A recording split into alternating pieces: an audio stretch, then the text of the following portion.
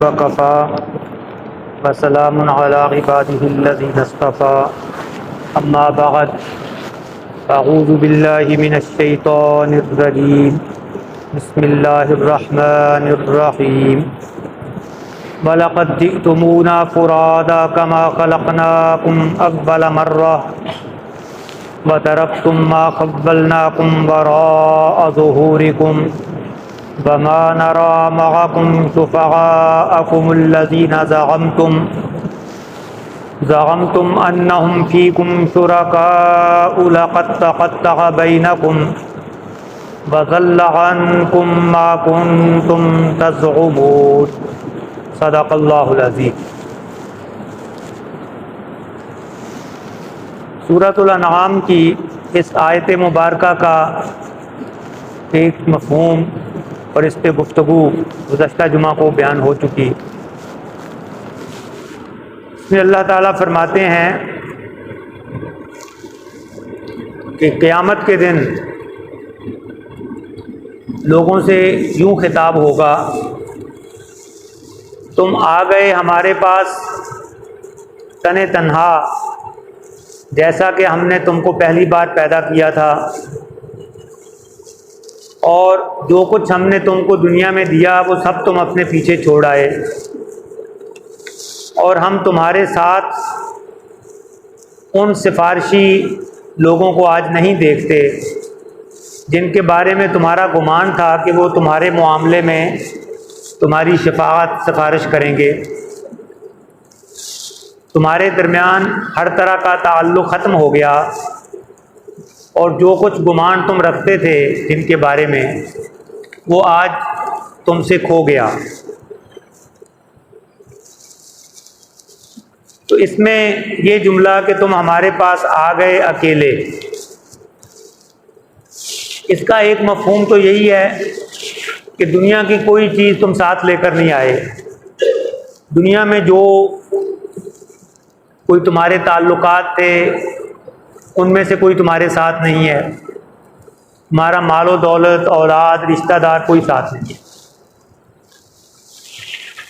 دوسرا اس کا ایک مطلب جو بیان کیا کہ آخرت میں حساب کتاب وہ انفرادی حیثیت میں ہوگا،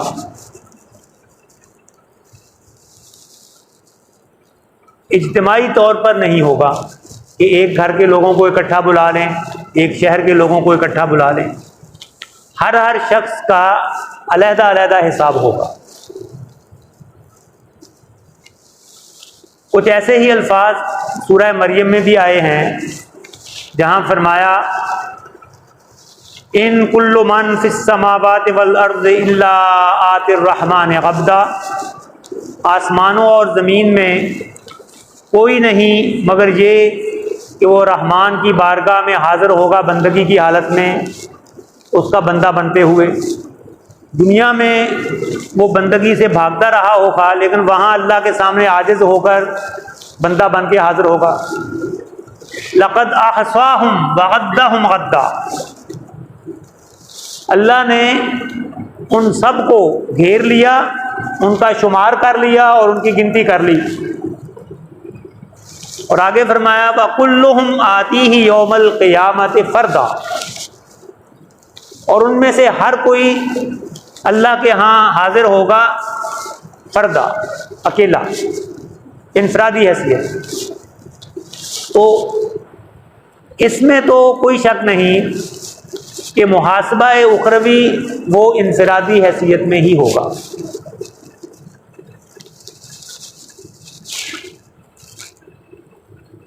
لیکن کیا اس کا یہ مطلب بھی درست ہے کہ اس دنیا میں انسان کی ذمہ داری میں صرف اس کی اپنی ذات ہے، کیونکہ اس نے اپنے آپ کا حساب دینا ہے، اس کے اوپر اس سے بڑھ کر اور کوئی ذمہ داری نہیں ہے؟ وہ اپنے اعمال ٹھیک کر لے، اپنا تزکیہ کر لے، کسی گناہ میں مبتلا نہ ہو، تو کیا یہ اس کی نجات کے لیے کافی ہو جائے گا؟ یہ ایک سوال اس سے پیدا ہوتا ہے۔ پھر اس سوال کو کچھ اور آیات مبارکہ ہیں جن سے بعض لوگوں کے ذہن میں شاید تقویت ملتی ہو۔ سورہ مائدہ میں ایک آیت میں یہ الفاظ ہیں، یا ایھا الذین آمنوا علیکم انفسکم، اے ایمان والو تم پر ذمہ داری ہے اپنی جانوں کی، لا یضرکم من ضل اذا اہتدیتم، اگر تم خود ہدایت پر آ گئے تو کسی اور کی گمراہی تمہیں نقصان نہیں پہنچائے گی۔ اس سے بھی یہ مغالطہ پیدا ہو سکتا ہے کہ دوسرے جو مرضی کرتے رہیں وہ میری ذمہ داری میں نہیں ہے، میرا کام تو صرف اپنی آخرت کو سنوارنا ہے، میرے ارد گرد جو مرضی ہوتا رہے۔ پھر یہ جملہ کہ وَلَا تَزِرُ وَازِرَةٌ وِزْرَ أُخْرَىٰ، قیامت کے دن کوئی بوجھ اٹھانے والا کسی دوسرے کا بوجھ نہ اٹھائے گا، یعنی دوسروں کی بداعمالیاں اور ان کے گناہ اس کا بوجھ کوئی نہیں اٹھائے گا، وہ اپنا ہی اٹھائے گا۔ اور یہ جملہ کم از کم قرآن مجید میں 4 مقامات پہ آیا ہے، سورہ بنی اسرائیل میں، سورہ فاطر میں، سورہ زمر میں اور سورۃ النجم میں، انہی الفاظ میں کوئی بوجھ اٹھانے والا کسی دوسرے کا بوجھ نہ اٹھائے گا۔ اور ساتھ یہ بھی ہم پڑھ چکے کہ اللہ کی بارگاہ میں اکیلے اکیلے حاضر ہوں گے، کلہم آتیہ یوم القیامۃ فردا وَلَقَدْ جِئْتُمُونَا فُرَادًا۔ تو کیا ان آیات سے یہ مفہوم اخذ کرنا درست ہے کہ بس اپنی ذات میں مگن رہیں، اپنی نمازوں کا، اپنی عبادات کا، اپنے ذکر اذکار کا خیال رکھیں، کسی گناہ میں اپنے آپ کو ملوث نہ ہونے دیں، تو بس یہ کافی ہے نجات کے لیے؟ یہ مفہوم درست نہیں۔ قرآن مجید میں اب اس کے مقابل کچھ اور آیات میں پڑھ کے سناتا ہوں۔ سورہ آل عمران میں آیت نمبر 104، بل تکن منکم امۃ یدعون الی الخیر ویأمرون بالمعروف وینہون عن المنکر وَأُولَٰئِكَ هُمُ الْمُفْلِحُونَ۔ تم میں چاہیے کہ ایک جماعت ایسی رہے، ایک گروہ تمہارے اندر ایسا موجود رہنا چاہیے جو لوگوں کو بھلائی کی طرف بلائیں، نیکی کا حکم دیں، برائی سے روکیں۔ اور آگے فرمایا یہی لوگ ہیں کامیاب ہونے والے۔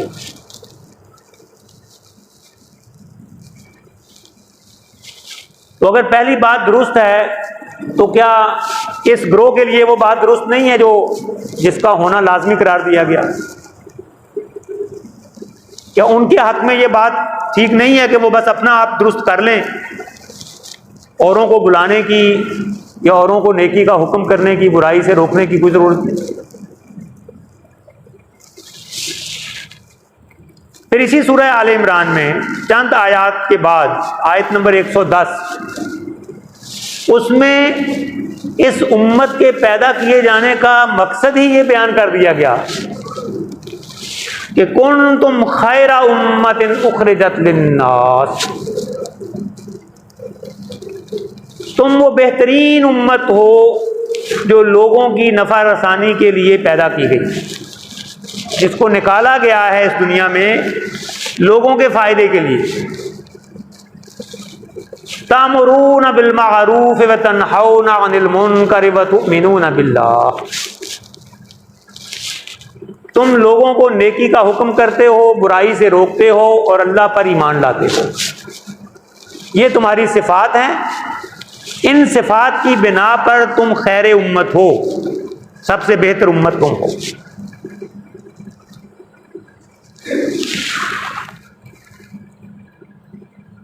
اور پھر اس کے ساتھ ان احادیث مبارکہ کو بھی اگر ملا لیں جن میں امر بالمعروف اور نہی عن المنکر کی تاکید کی گئی ہے کہ من رأى منکم منکرا فلیغیرہ بیدہ، تم میں سے جو کوئی اپنے سامنے برائی کو دیکھے اس کو طاقت سے روک دے، فإن لم یستطع، اگر وہ اس کی طاقت نہیں رکھتا، فبلسانہ، تو اپنی زبان سے منع کرے، فإن لم یستطع فبقلبہ، اور اگر اس کی بھی استطاعت نہیں رکھتا، زبان سے روکنے میں بھی اس کو کوئی خطرہ لاحق ہے، تو دل سے اس کو منع کرے۔ اور آخر میں فرمایا وَذَلِكَ أَضْعَفُ الْإِيمَانِ، یہ ایمان کا سب سے کمزور درجہ ہے، یہ آخری درجہ دل سے منع کرنا، دل میں اس کو برا سمجھنا۔ اس سے مفہوم یہ ہوتا ہے کہ اگر کوئی دل میں بھی نہیں برا کہتا تو وہ ایمان کے اس کمزور ترین درجے سے بھی خالی ہے، اس کے پاس گویا ایمان ہے ہی نہیں۔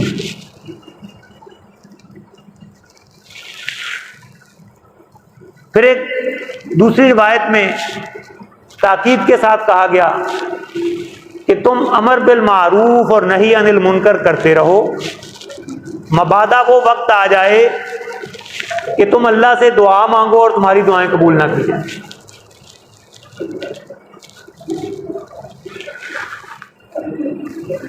تو ان دو باتوں کو آپس میں خلط ملط نہیں کرنا چاہیے کہ اگر آخرت میں حساب انفرادی ہوگا تو دنیا میں بھی ہم صرف اپنی ذات کے ذمہ دار ہیں، اجتماعی اور معاشرتی سطح پر ہم پر کوئی ذمہ داری عائد نہیں ہوتی۔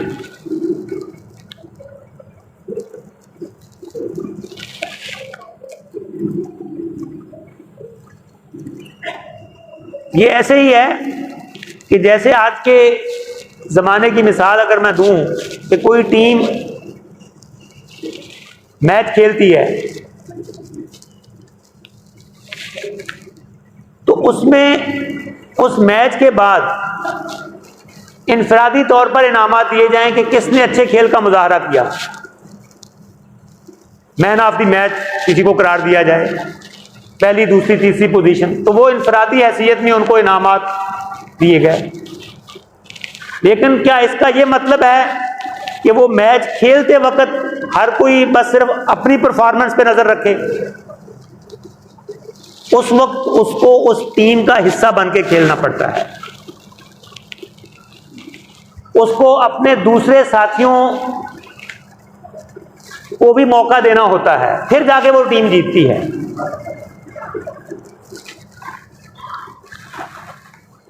پھر اس کے ساتھ ان آیات مبارکہ کو بھی ملا کر پڑھنا چاہیے جس میں فرمایا گیا وَاتَّقُوا فِتْنَةً لَا تُصِيبَنَّ الَّذِينَ ظَلَمُوا مِنْكُمْ خَاصَّةً، اس فتنے، اس آزمائش سے یا اللہ کی پکڑ سے ڈرو جو تم میں سے صرف ان لوگوں کو اپنی دبوچ میں نہیں لے گا فتنہ جنہوں نے ظلم کیا۔ جب وہ آزمائش یا اللہ کی پکڑ آئے گی تو وہ صرف چن چن کے ان لوگوں کو نہیں پکڑے گی جو اس گناہ میں ملوث ہوں گے،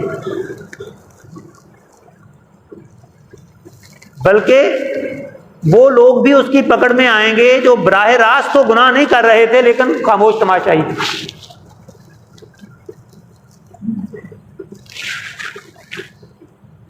یہی مفہوم واضح ہوتا ہے اصحاب السبت کے واقعے سے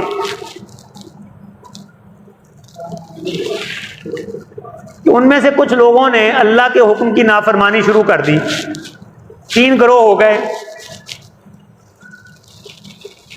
ایک وہ گروہ تھا کہ جو اللہ کا حکم توڑ رہا تھا کسی ہیلے بہانے سے، کہ ہفتے کے دن مچھلی کا شکار نہیں کرنا، وہ ہفتے کے دن اپنے تالابوں میں پانی لے آتے تھے اور اگلے دن وہاں سے مچھلی پکڑ لیتے تھے. ایک ہیلے سے وہ نافرمانی کر رہے تھے. ان میں سے ایک گروہ اس نقطۂ نظر کا عامل تھا کہ ٹھیک ہے یہ غلط کرتے ہیں, ہمیں اس سے کیا غرض ہے, اور دوسرا گروہ ان کو سمجھاتا تھا. بلکہ جو خاموش تماشائی گروہ تھا وہ سمجھانے روکنے والوں کو بھی کہتا تھا کہ تمہیں کیا پڑی ہے, تجھ کو پرائی کیا پڑی, اپنی نبیڑ تو. وَإِذْ قَالَتْ أُمَّةٌ مِّنْهُمْ لِمَ تَعِظُونَ قَوْمًا اللَّهُ مُهْلِكُهُمْ أَوْ مُعَذِّبُهُمْ عَذَابًا شَدِيدًا. جب ان میں سے ایک گروہ نے کہا کہ تم ان لوگوں کو کیوں واعظ و نصیحت کرتے ہو, انہیں کیوں سمجھاتے ہو کہ اللہ خود ہی ان کو ہلاک کر دے گا یا ان کو عذاب دے دے گا, تمہیں کیا پڑی ہے. تو اس امر بالمعروف اور نہی عن المنکر کرنے والا جو گروہ تھا, جو برائی سے روکنے والا تھا, ان کا جواب تھا قالوا معذرۃ الی ربکم ولعلہم یتقون, کہ ایک تو تمہارے رب کی طرف عذر کے طور پر ہم ایسا کر رہے ہیں کہ وہ ہم سے پوچھے گا تمہارے سامنے یہ ہو رہا تھا تم نے کیا کیا, تو ہم یہ بات کہہ سکیں گے کہ ہم نے روکا. اور یہ بھی امید ہے کہ شاید وہ ڈر ہی جائیں, شاید ہماری بات ان پہ اثر بھی کر ہی جائے. دونوں باتیں ہیں, اگر تو ان پہ بات اثر کر جائے گی تو ان کا بھی فائدہ ہے, اگر نہیں بھی اثر کرے گی تو ہم تو اپنے رب کے ہاں سرخرو ہو جائیں گے. یہ بنی اسرائیل کے ان لوگوں کی سوچ تھی. اس کے بعد جب انجام بیان کیا گیا وہ ان الفاظ میں بیان ہوا فَلَمَّا نَسُوا مَا ذُكِّرُوا بِهِ أَنجَيْنَا الَّذِينَ يَنْهَوْنَ عَنِ السُّوءِ وَأَخَذْنَا الَّذِينَ ظَلَمُوا بِعَذَابٍ بَئِيسٍ. پھر جب انہوں نے بھلا دیا اس نصیحت کو جو ان کو کی گئی تو ہم نے نجات دی, ہم نے بچا لیا, یعنی عذاب جب آیا تو ہم نے بچا لیا ان لوگوں کو جو برائی سے روکتے تھے. نجات کو خاص کیا گیا ان لوگوں کے ساتھ جو برائی سے روکتے تھے,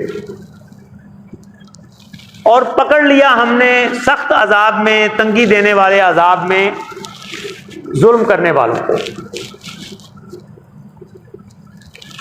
اب یہاں مفسرین کی ایک جماعت تو یہ کہتی ہے کہ اللہ تعالیٰ نے دو گروہوں کا ذکر کر دیا کہ جنہوں نے نہی عن المنکر کا فریضہ انجام دیا ان کو اللہ کہتا ہے ہم نے نجات دی.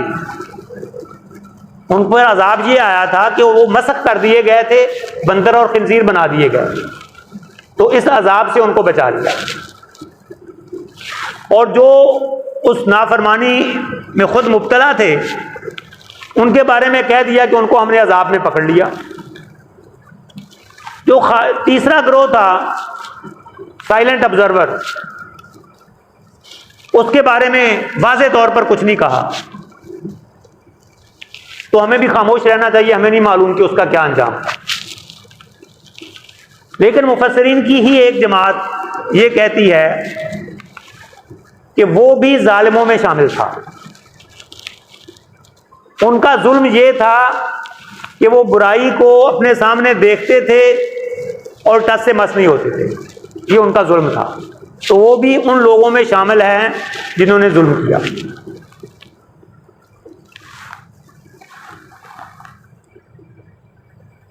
تو پہلی بات تو یہ کہ اپنی ذات کی اصلاح اور صرف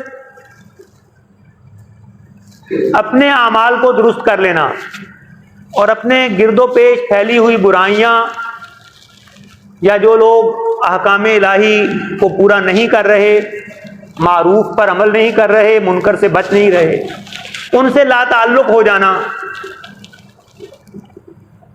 یہ درست رویہ نہیں ہے. پھر اس پر سب سے بڑی دلیل اور گواہی وہ رسول اللہ صلی اللہ علیہ وسلم کی اپنی زندگی ہے، جس زندگی کو ہمارے لیے اسوہ حسنہ قرار دیا گیا۔ لقد کان لکم فی رسول اللہ اسوۃ حسنہ، تمہارے لیے تمہارے رسول صلی اللہ علیہ وسلم کی ذات اقدس کے اندر بہترین نمونہ ہے۔ تو وہ نمونہ کیا ہے؟ کیا وہ نمونہ صرف اپنی ذات کی اصلاح کا ہے، یا جو لوگ آپ پر ایمان لے آئے بس ان کو لے کر آپ علیحدہ ہو گئے ہوں اور باقی لوگوں کو ان کے حال پہ چھوڑ دیا ہو؟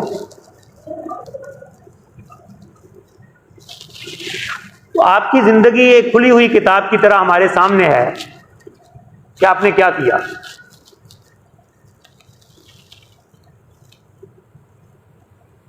مخالفین کا جھگڑا یہی تھا، وہ کہتے تھے کہ آپ ہمارے ساتھ تعارض نہ کریں۔ ابتدا میں تو وہ یہ کہتے تھے کہ لوگوں کو تم بے دین کر رہے ہو، یہ کام چھوڑ دو، اور پھر بعد میں وہ اس پر بھی آ گئے کہ ٹھیک ہے جو تمہاری بات مان لیتے ہیں ان کو ساتھ رکھو اور لوگوں کو تو نہ خراب کرو۔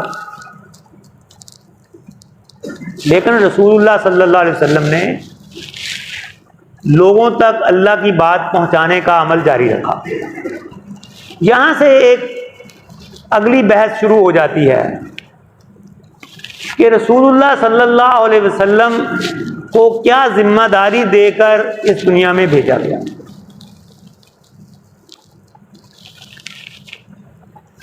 آپ کا فرض منصبی کیا تھا؟ ایک تو عمومی انداز میں جو تمام انبیاء کا فرض منصبی رہا ہے، اللہ کی بات لوگوں تک پہنچانا، خالق اور مخلوق کے درمیان رابطے کا کام کرنا۔ یا ایھا الرسول بلغ ما انزل الیک وان لم تفعل فما بلغت رسالتہ۔ اے رسول صلی اللہ علیہ وسلم، جو کچھ آپ کی طرف نازل کیا گیا ہے وہ لوگوں تک پہنچا دیں۔ اگر تم نے نہ پہنچایا تو پھر تم نے رسالت کا حق ادا نہیں کیا۔ اللہ کے پیغمبر، اس کے فرستادہ ہونے کا جو حق تھا وہ تم نے ادا نہیں کیا۔ یہی وہ احساس منصب نبوت تھا اور جو ذمہ داری تھی جس کا احساس رسول اللہ صلی اللہ علیہ وسلم کو ساری عمر لاگو رہا، لاحق رہا۔ وَأَنزَلْنَا إِلَيْكَ الذِّكْرَ لِتُبَيِّنَ لِلنَّاسِ مَا نُزِّلَ إِلَيْهِمْ، ہم نے آپ کی طرف یہ ذکر نصیحت اتاری ہے تاکہ آپ لوگوں کے لیے اس کو کھول کر بیان کر دیں۔ اس میں جہاں اجمال ہے اس کی وضاحت کر دیں، جہاں اشارہ ہے اس کو کھول دیں۔ لوگوں کے پاس یہ عذر نہ رہے کہ ہمیں اللہ کی منشا معلوم نہیں ہو سکی، اللہ ہم سے کیا چاہتا ہے۔ یہ ان کا نبی کا فرض تھا۔ فاصدع بما تؤمر، جو کچھ آپ کو حکم دیا گیا ہے وہ علی الاعلان، ڈنکے کی چوٹ پر کہہ دیں، اس میں کسی ملامت کرنے والے کی ملامت کی پرواہ نہ کریں۔ ایک تو یہ بات ہے کہ رسول اللہ صلی اللہ علیہ وسلم کا فرض منصبی اللہ کا پیغام اللہ کی مخلوق تک، اس کے بندوں تک پہنچا دینا۔ یہاں تک تمام علماء امت میں اتفاق ہے کہ اس میں کوئی شک نہیں، تمام انبیاء کا یہی فرض رہا ہے اور رسول اللہ صلی اللہ علیہ وسلم کا بھی یہ فرض تھا۔ اور آپ کے خاتم النبیین ہونے کی حیثیت سے اب یہ فرض امت کو منتقل ہو گیا کہ کنتم خیر امت، تم بہترین امت ہو۔ اب یہ امت نبی کے امتی ہونے کی حیثیت سے ان تمام لوگوں تک اللہ کا پیغام پہنچانے کی ذمہ دار ہے جن تک نہیں پہنچا، خود اس پر عمل کرنے کی ذمہ دار ہے، اوروں تک پہنچانے کی ذمہ دار ہے۔ اس سے ایک اگلی بات ہے، اس میں اختلاف واقع ہوا ہے۔ وہ بات یہ ہے کہ قرآن پاک میں 3 مقامات پر یہ الفاظ آئے ہیں، سورہ توبہ میں، سورہ فتح میں اور سورہ الصف میں۔ هو الذی ارسل رسولہ بالہدی ودین الحق لیظہرہ علی الدین کلہ۔ ایک جگہ آگے الفاظ ہیں وکفیٰ باللہ شہیدا، اور 2 جگہوں پر آگے الفاظ ہیں ولو کرہ المشرکون۔ ابتدائی جملہ وہی ہے۔ وہ اللہ وہ ذات ہے جس نے اپنے رسول کو بھیجا ہدایت اور دین حق دے کر، تاکہ وہ اس کو تمام کے تمام دین پر غالب کر دے۔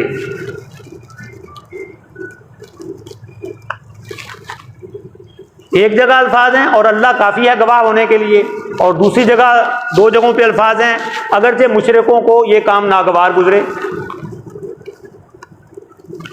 تو اس آیت مبارکہ کی روشنی میں، جو کہ 3 جگہوں پر موجود ہے قرآن پاک، علماء کی ایک جماعت یہ کہتی ہے کہ رسول اللہ صلی اللہ علیہ وسلم کو یہ ذمہ داری بھی سونپی گئی کہ نہ صرف وہ لوگوں تک پہنچائیں بلکہ اس دین کو غالب کریں، اجتماعی سطح پر اس دین کو غالب کرنے کی جد و جہد کریں۔ اور جیسا پہلے کہا گیا کہ آپ کے خاتم النبیین ہونے کی وجہ سے اب امت بھی اس بات کی ذمہ دار ہے کہ وہ یہ کوشش کرے کہ اجتماعی سطح پر دین کو غالب کیا جائے۔ اس بات کو علماء کی ایک جماعت نہیں مانتی، وہ صرف یہ کہتے ہیں کہ امت کا کام صرف دعوت دینا ہے، اگر اللہ تعالیٰ کبھی ان کو ایسا غلبہ دے دے، ان کی حکومت قائم ہو جائے، تو اجتماعی نظام چلانے کے لیے بھی احکام نازل کر دیے گئے ہیں، لیکن امت اس بات کی ذمہ دار نہیں ہے کہ وہ کوئی نظام اسلامی کو یا اسلامی حکومت کو قائم کرنے کی باقاعدہ کوشش کرے۔ تو یہ بڑا شدید قسم کا اختلاف ہے، اس پر بہت تفصیل میں تو ہم نہیں جا سکتے، لیکن اگلے جمعہ کو تھوڑی سی اس پر مزید گفتگو کریں گے۔ وآخر دعوانا